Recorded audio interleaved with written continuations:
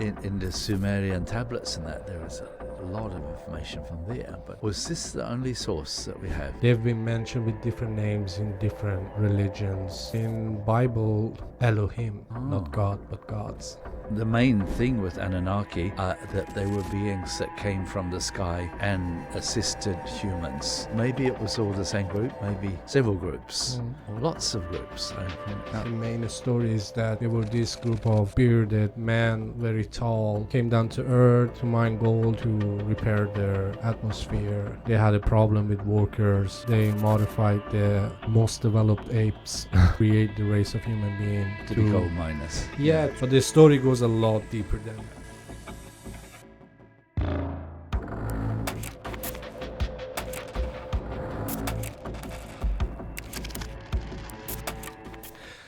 Today we're going to talk about Anunnaki. Great, finally. Yeah. We have so many stories about it, and I think you have some interesting stories to tell us about. Yeah, maybe not traditional stories, but yes, we have some information here we can look at. Absolutely. What is the traditional stories anyway? Yeah, I don't know. Yeah. When you look on YouTube, there's so much information. It's just boggling in the end. I think, oh well, where does all this come from? Who's told them this? Yeah. And I know probably in the Sumerian tablets and that, there was a lot of information from there. But was this the only source that we have? Yeah, I think so. But the name of Anunnaki, not the name itself, but they've been mentioned with different names in different religions. Okay. And in Bible, they've been mentioned by the name Elohim. Which is the plural of Alu, and that means gods. Okay. Not God, but gods, because it's been interpreted Elohim means God, but I see. Elohim is the plural of. I was just thinking, Marnie, maybe we should say too that the main thing with Anunnaki that they were beings that came from the sky and assisted humans. That's the general gist of the story, isn't it? And I know that, as you're saying, nearly every culture around the planet has some version of that story, regardless of what names they are. I know that by Lake Titicaca there is ruins of a place called Pumapunku, and when the conquistadors came, they said, "Oh well, how did you make this place? It's a wreck now, but you can see it's been built with very high technology." And they said, "Oh no, it was made by the people from the sky." And I have heard versions of that so many times from different cultures. So to me, I see Anunnaki as one of those. Maybe it was all the same group, maybe several groups, or lots of groups. Yeah, probably it's really hard to point it out how many, because the main narrative, the main story is that there were this group of bearded men, very tall, came down to earth to mine gold, to fix their, to repair their atmosphere, and they had a problem with workers, and they modified the most developed apes, and they create the race of human being to be gold miners. To be intelligence enough to get orders, to receive orders, and to be obedience enough to do the job. Right. So they modified it, but the story goes a lot deeper than that. That's what That's what we're trying to get into today. Yeah, good. I know. Yeah, excellent. Yeah, and I'm kind of hoping that maybe we can, at the end of this podcast, look at where are we today with this? Is this still going on? And what does it mean for our daily lives here now. If we can, I don't know if we can come to some conclusion there, but it will be interesting, wouldn't it? Yeah, It of makes course. Yeah. it brings all this stuff to here and now. Yeah. Yeah. Yeah. That's the whole point. We'll make sense of it. Yes, Think of that. yes. Yeah. See what sense we can make out of it. Yeah. Yes.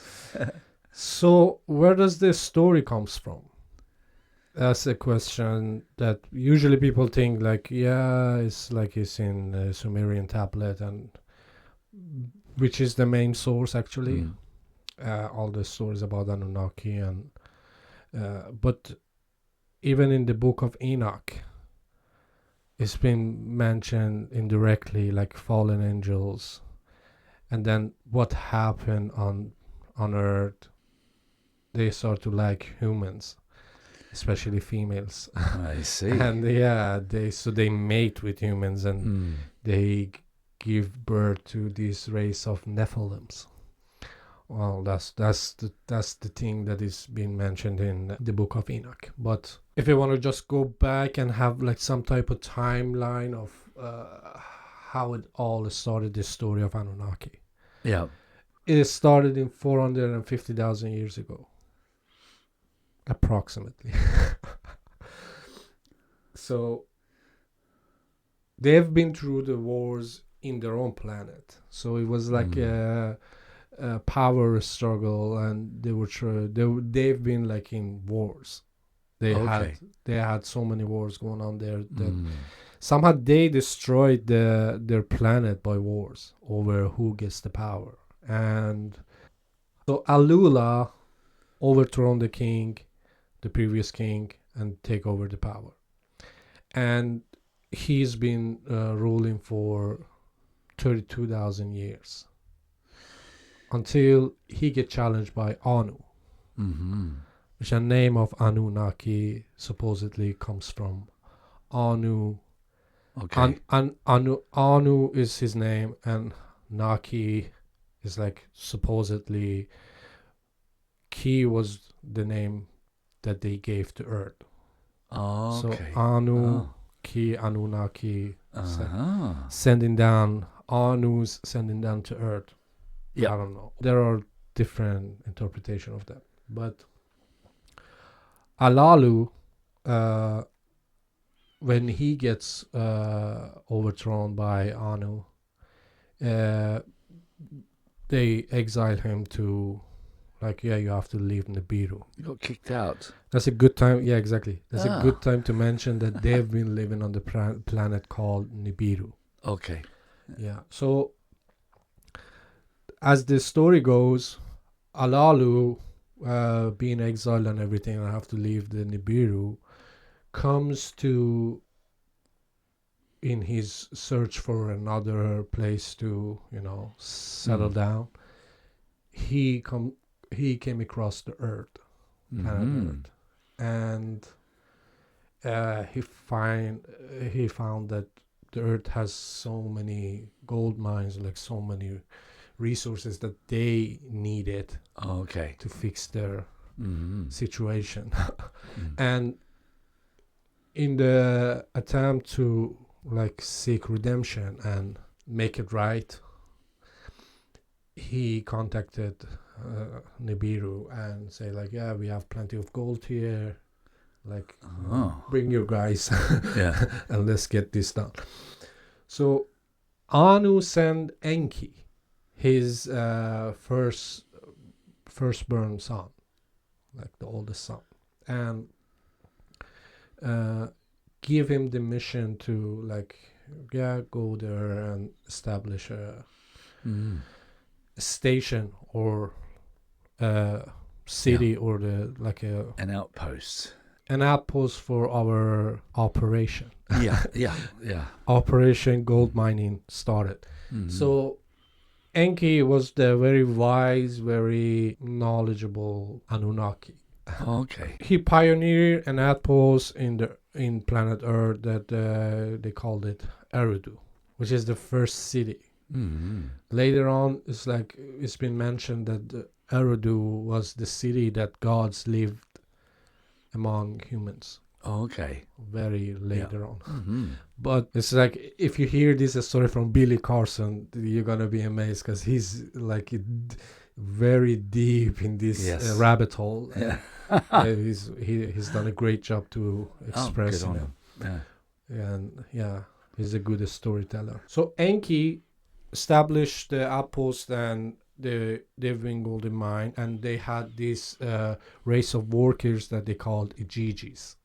Okay. And it's been interpreted that Igigis were another race of beings that in some type of wars and conflict they lost, and they become somehow, they submitted to Anunnakis. Okay. It's like they're not directly slaves, but they are like a second, Yeah. how do you say, Second class citizens. Exactly. Yeah. Okay. So Yeah. they do what they've been told. So they start Anunnakis start the operation with Igigis. So they've been working and they've been mining gold, and it's been going for a while, like almost 2,000, 3,000. But then they started to get tired. They started to get exhausted, and it was just a lot of work. They couldn't fathom the workload, and they started to rebel. They started to complain first, and Enki was trying to fix the situation, but then when it comes to the point that they couldn't deliver the load that they needed to, apparently Anu sent Enlil. Oh. And Enlil was regarded as a very, very high.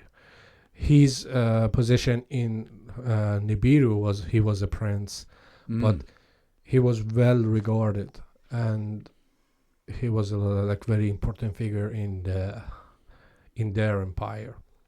So he comes down to Earth, and he's trying to take over the operation, given authority by Anu. So he started to take a different approach, a little more cruel, a little more he would punish everyone that doesn't work properly, or he would start to even torturing. As the story goes, who knows? Yeah. So then the Igigis start to rebel, and they we should come up with some solution. And Enki comes up with the solution that, yeah, maybe we can have the most developed species on Earth and modify their DNA to create our own race of workers. Mm-hmm. Intelligence enough to understand the task in front, and obedience enough to not rebel and have the same situation with Igigis repeated. So Enki comes up with this solution, and there's a lot of stories about, there's a lot of speculations about how they did it. Mm-hmm. How they did it, how many times they failed, and they give birth to some type of creatures. And there are plenty of stories about it, but we're not going to get to that right now. We're just going to go with the first successful modification that they have done, which was Adamu. Okay. Adam. Yes. As we know it. So they start the race of humans with Adamu, and there's a lot of a story about the Eve as well. The first partner for Adam or Adamu wasn't Eve. Okay. And yeah, there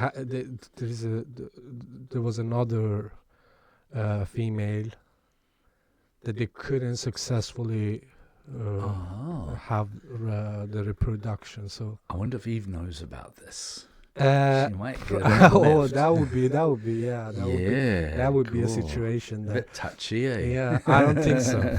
Okay.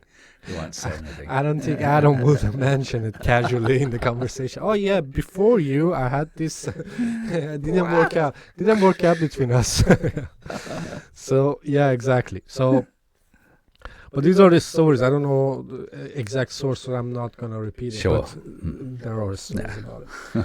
Little more the story about why they came, where the story comes from, why they came here, what was the purpose of their operation, and why they create human race. Okay.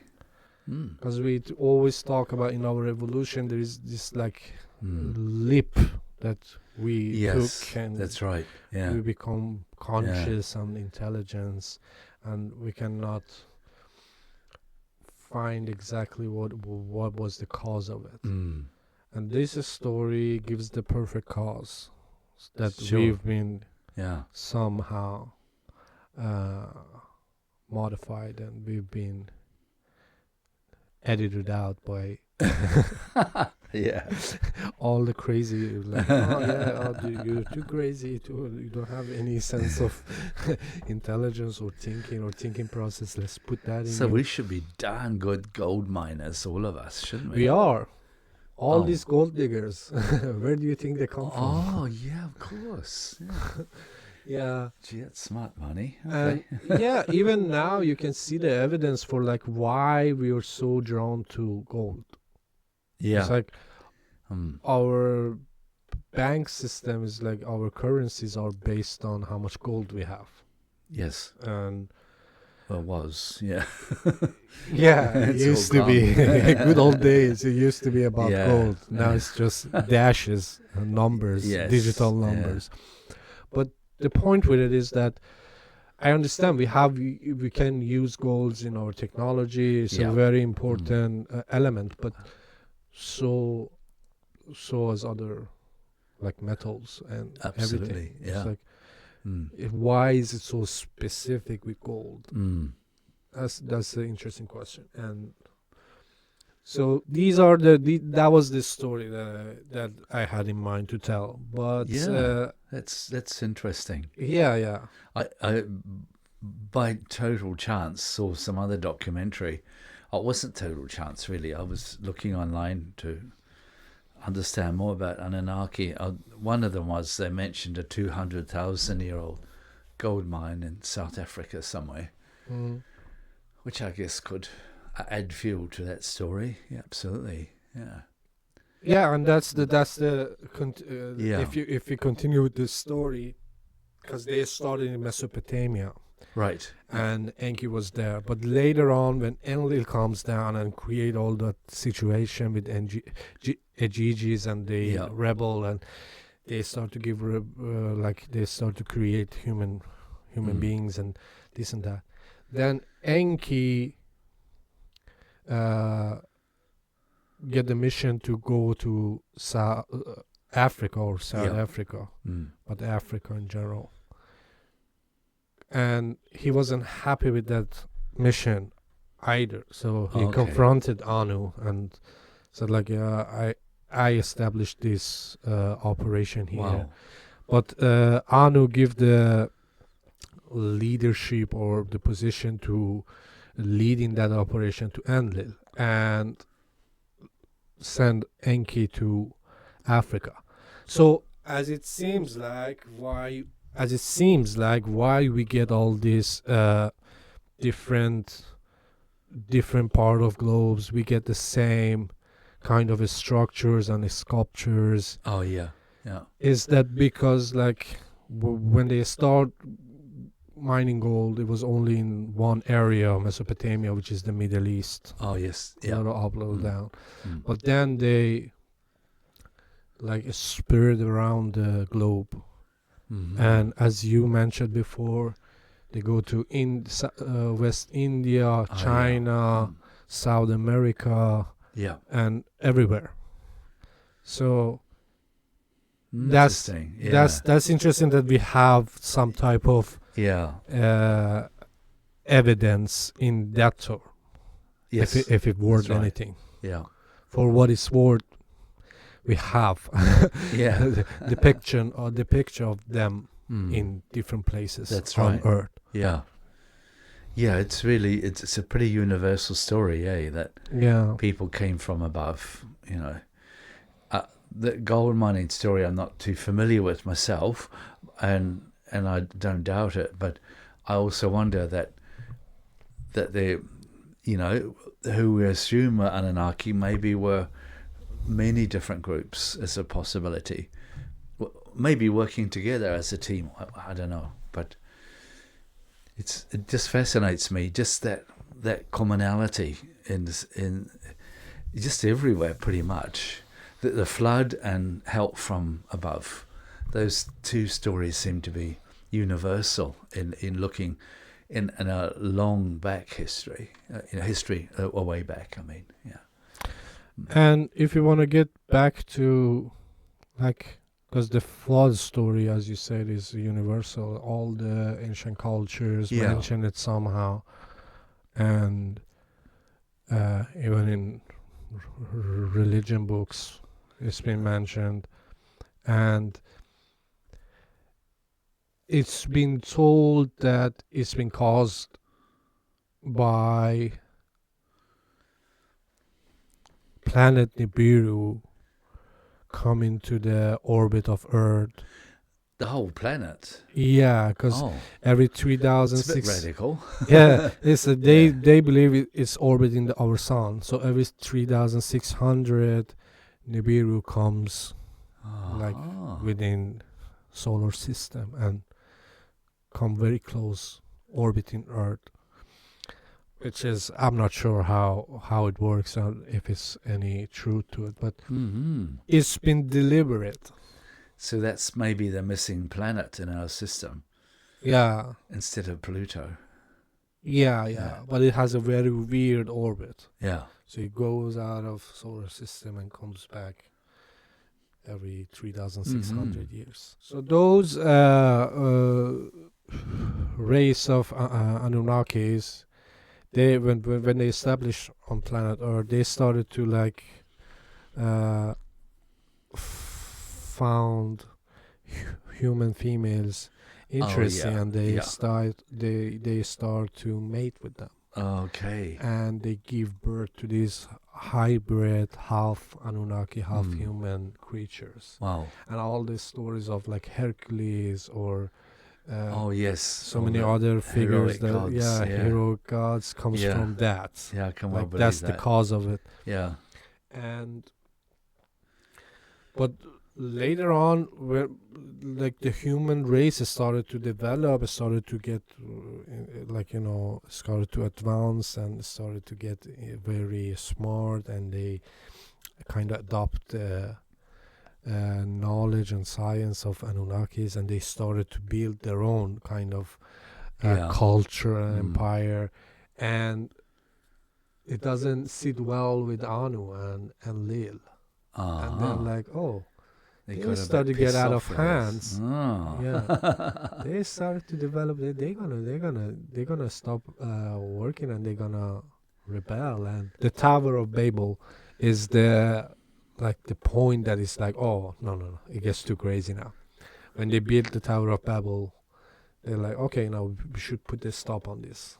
And then they started to they come up with this plan that we're gonna flood all over the planet, and we're gonna restart from the scratch.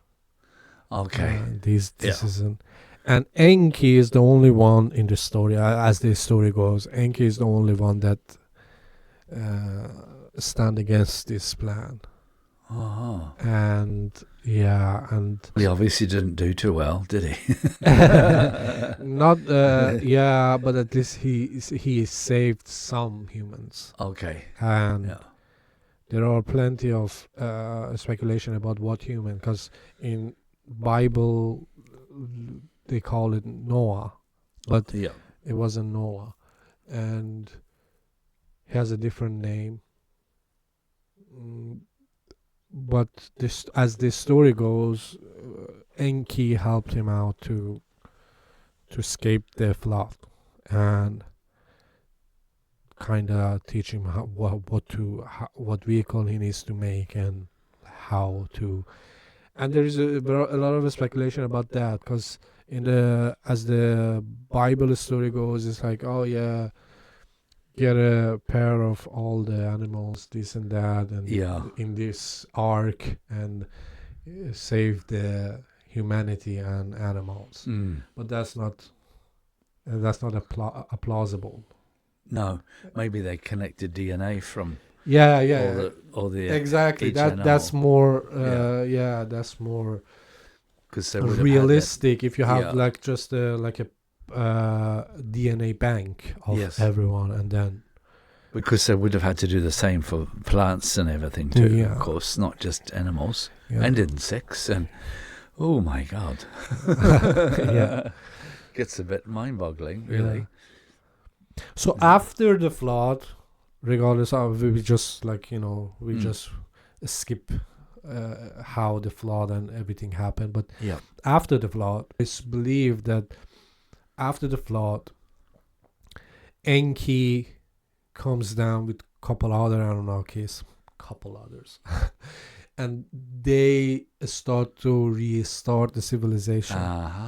And it's believed that all these structures that we find is like Machu Picchu, Great Pyramids of Giza, all these structures, ancient structures in India, in China, Mesopotamia or Middle East, everywhere. These all structured and built before flood.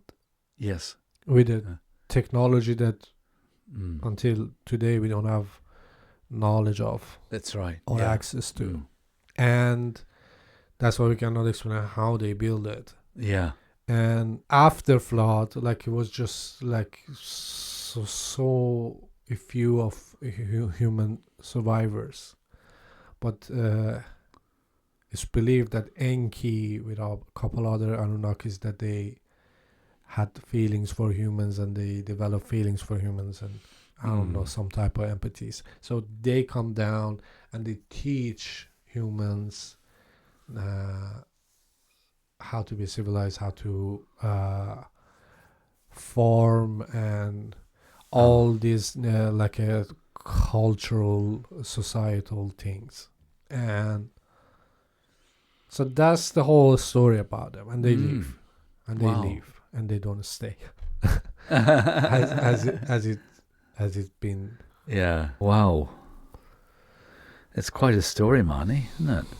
Yeah, but how true it is, I'm not sure. Well, I think it's always good to be open to all possibilities, I think we're very foolish to say, yes, this is true and this is not true. So that's fascinating. And, to me, in this cosmos, there are endless possibilities with things. So I'm sure at least some of it's true,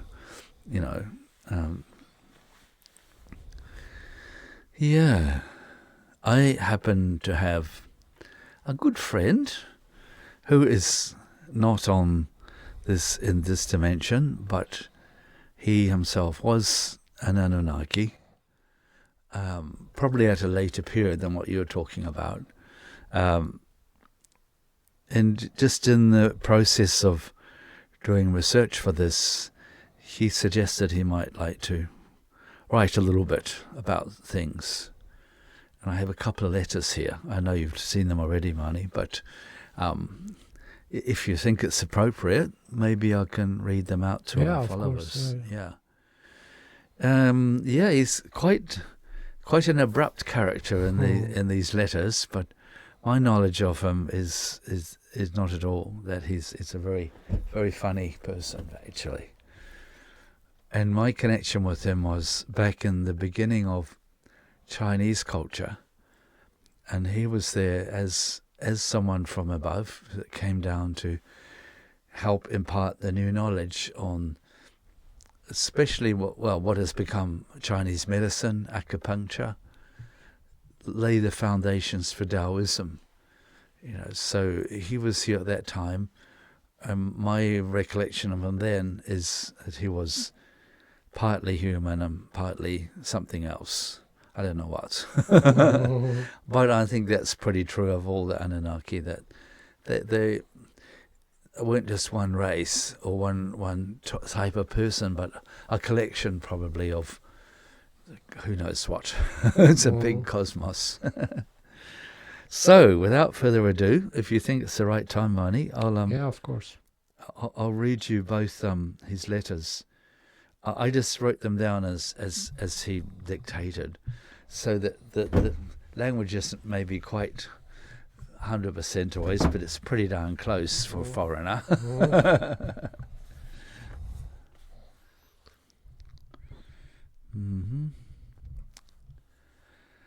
Here's the first one. Homo sapiens is not entirely from Mother Earth, though it started this way. Life on Earth is watched over by many other civilizations. They perform different functions. The first interest came when mankind picked up a rock as a tool. The second, when they drew images. This created interest from many groups, and still does. We wanted to see how mankind would develop here. Know that there are human relatives throughout the cosmos, and Homo sapiens is not the only human-like species to have inhabited Earth, though it is hard to tell them apart sometimes. The current human is a hybrid of many species, of off-planet as it were. Since that first tool, that first drawing, there have been many interventions to help humanity evolve. Some not so successful. Growing crops was an intervention done through dreams. Music another. Written language, cooperation to form communities, and medical development. Then, about 5,000 years ago, there was a large intervention. At this time, there were other civilizations on planet Earth, parallel with Homo sapiens. They were human-like and related, but much more highly evolved. And there was little contact with these people. 5,000 years ago, most of those others had left the planet. Some stayed to help Homo sapiens catch up, which you still haven't, apparently. There was a long period of contact in Asia and Western China, Northern India and Western India. Some contact in the Americas and sporadic contact in other parts of the planet. It was an intensive drive to help Homo sapiens evolve. Most of the other groups are related to Homo sapiens. Our development is affected by yours. We are all in this together. It continues to this day, and even this letter is to help you understand. I think he means to understand life better, I guess. Yeah. The Anunnaki were some of these beings sent to help our fellow beings to evolve. Remember, we are all just learning, loving, and growing.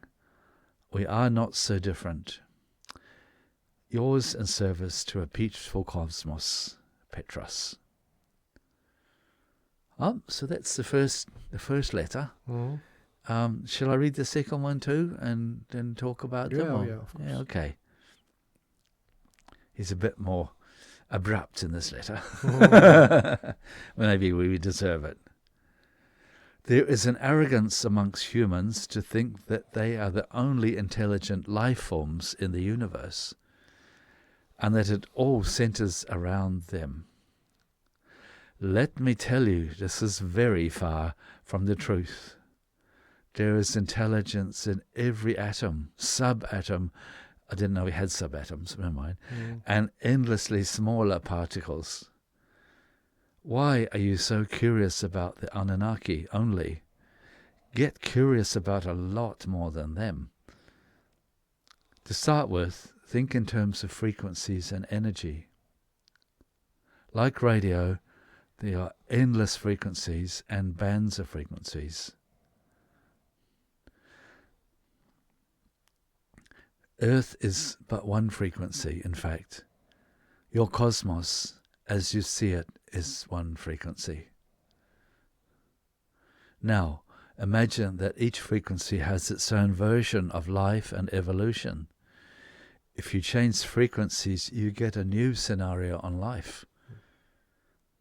Some interact with others depending on how close they are to each other. I'm sorry, but humans are not even the center of this cosmos, let alone others. But we are all connected in the oneness.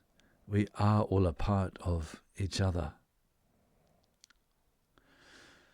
Think beyond the little view of daily life. Dear humans, is it surprising that other beings are here besides yourselves? Do you own this planet? Well, I think we do. Sorry, Petrus, but We do, kind of. there have been very many civilizations on this planet. They come and go, and will continue to do so. You are but one of many. So, is it such a big thing that the Anunnaki were here? It is a great thing that they were here. They helped to establish many things, but so did other groups. This will always be the way of the cosmos. We support each other in our development.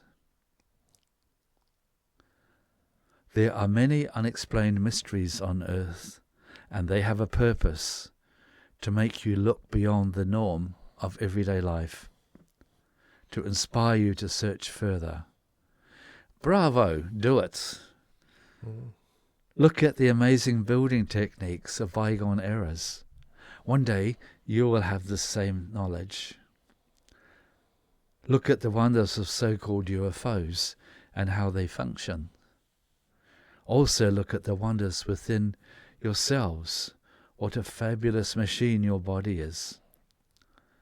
How it lets you experience new things, how your brain can help you understand and create and evolve. It all begins and ends with you. Own it. In service and love, Petrus. Wow. End of letter. Yeah. He's quite abrupt, isn't he? Yeah, but he comes from a different understanding. So Yes. it's hard to communicate with someone that is like, oh yeah, no, we have the earth. What aliens? What aliens? It's hard to. It's like, oh, Yes, okay. I know. You just see the top of your nose. Yes, exactly. It's like, So I'm very grateful for Yeah. his perspective, actually. Gives us, yeah. makes me feel very, very small and humble, and also very grateful to think outside of the little box. You know, wow. And just think about that with frequencies. You know, shift just this much, and we've got a whole different ballpark, you know. Yeah. Apparently. That's fascinating. Frequency, and if you want to talk about the space and time, if our location was like 10% off or 10% further or 10% closer to the sun, there wouldn't be any life on planet. Oh, exactly. Yeah, as we know it. Yeah. But to me, just not to go against what he's saying, I think that's brilliant. But my experience of how things work is when we're outside of this earth dimension, we have more of this bigger knowing. And that when we come here, we actually put blinkers on ourselves, and there's a purpose for that. It's not wrong. It's good. It's so we can focus on here and now, on the physical world, on whatever we choose to focus on. So, but it's good to have this reminder from outside, I feel, you know, that I think it's really relevant that we try and understand the Anunnaki and what happens, but we will have that knowledge beyond when we're on Earth too, you know. Well, I think from what Petrus said, I think they haven't done this only on planet Earth. Oh, This I bet, modification, yeah. like Yeah. injecting their own DNA. I think they have done it in several planets all over the cosmos, Yes, and they give birth to this absolutely. different race of Mm. beings, and not necessarily all of them live in a four-dimensional No. world as we Yeah. do. Yeah. So there are interdimensional beings, because they are not like living only in the physical body, Anunnakis. No. Oh no. They Yeah. can shift, of Yeah. course. So it's a fascinating thing. Like it's a really fascinating subject to think about. Absolutely. How many different races? Because we usually see when we have sightings of UFO or Yeah. Mm. anything other than modern human being. We only see them as if they're one thing. Like even though there are different groups of them, like Mm. we see grays, we see like a bulb of lights, and but we don't know how vast the varieties Ah, no. of these species out there. I maybe it's just as well, man. We might get a bit of a short circuit in the brain. I think it's like it's the feeling that we want to have the significance that we have Yes. in our mind. Yeah. It doesn't make us less significant Not at all. if No. we figure out there are other intelligent Yes, of races course. of beings, and I feel honored that they've taken, whether they came here to make us into gold miners or not, that's not the point, that they came here and have helped us to advance, that they took the time to do it with us. I think I feel very honored for that.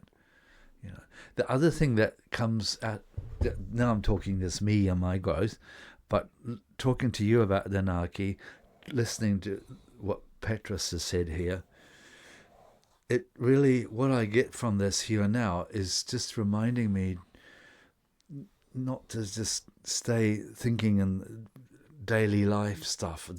I'm a human being, this is I'm capable of, and can't do that, and blah, blah, blah. It's very easy for me anyway to fall into that pattern of limitation. But just hearing stories about beings from other places and what they're doing here and now still, it's like, wow, what more can I do? What more am I capable of that I haven't thought of yet? You know, and that to me is a great inspiration. You know, so if nothing else, that's what I feel smarter from talking to you about Anunnakis. Go beyond our limitations. Go beyond what we brought up to believe is real.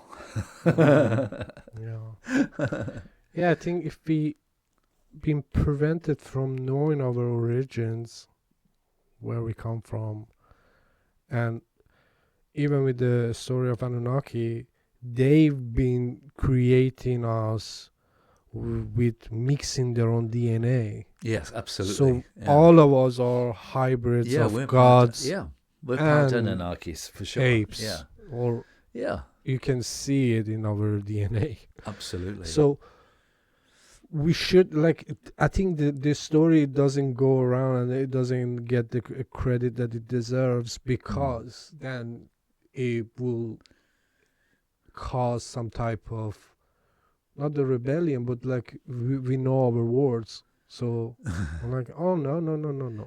Like, I'm not just this, because as the story goes, like, we've been this race of workers supposedly. And it feels like all the authorities, they try to keep us this race of workers still. And just obey, go to work, 9 to 5, get paid, don't do crazy. It sounds a bit familiar. Yeah. Day-to-day life. And I think to have that perspective, to have that understanding, like, oh no, this shouldn't be like this. I shouldn't suffer and give all my time to be able to survive. Yeah, absolutely. I agree with you. Just Yeah, have yeah. food in my belly, shelter over Oh. my head. That's kind of nonsense. Yes. It doesn't make sense to live your life just No. to be able to feed yourself and like not die. Yeah. Yeah. I mean, we talked about this quite a bit in the simulation pod too, didn't we? Yeah, yeah.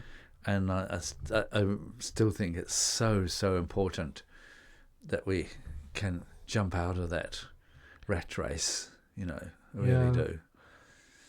I guess sometimes when I talk about it with people, like I don't talk about it with all the people that I Mm. know, but people that I usually talk about this stuff, it gives me this sensation that, oh no, people are starting to like get in touch with themselves and like be awakened. But then I see majority of people are like sleep. They're just sleepwalking through I their know. lives, Yes. and they just consume and they just eat the food, and it's like living in a, like they're walking but they're simulation. zombies. Yeah, exactly. It is. Yeah. And they just go with Yeah. the most popular narrative Mm. that is accepted by these medias or this. It's just the weirdest thing. They don't ask any question. They Yes. don't have a critical thinking going on, and they just consuming news, consuming ideas, consuming whatever, and they give up their life as well. So they are hooked. Yes. They are plugged Yeah. to this matrix, to this system that is controlling I know. and feeding you and send you ads like, oh, maybe you need to buy this. Yeah. That little money that you have in your account, this will be good. And you make those purchases without any understanding, like, oh, that's not going to make me satisfied. That's not going to make me fulfilled. Of course not. And you just do it because No. you got to this game of consuming and giving up everything that makes you human. Why should it be like that? Who gets the benefit? Who profits out of it? There are plenty theories about it that we might talk about it in one of the episodes. But okay, good. Yeah. as to get back to Anunnakis, they show some type of mercy, at least Enki, as the story goes, I did. heard you say that. So, and so they might have started off making us into gold miners, but then thought, oh no, these guys can do more than this. They saw the on. potential of greatness in humans. Yeah. They saw something in us. Yeah. And the least we can do is we see it in ourselves too. Yes. If you want to get it back to our day-to-day life. Good. Thanks, Mani. And if it doesn't matter if you believe this story or you don't believe this story. Like, no, of course not. Bullshit or whatever. You can just believe in yourself as something more than just this chimpanzee 99% that you are. You know what I mean? At least 1% of you has the potential to be great, to do things that it doesn't fit in this frame of thoughts that been shoved into our throat by establishments. Well said, Mani. Yeah. Oh, God. We're on the mark, man. Yeah. I think we got it. Thank you, Mani. Thank you. That was very uplifting. Yeah. Enjoyed that. Me too.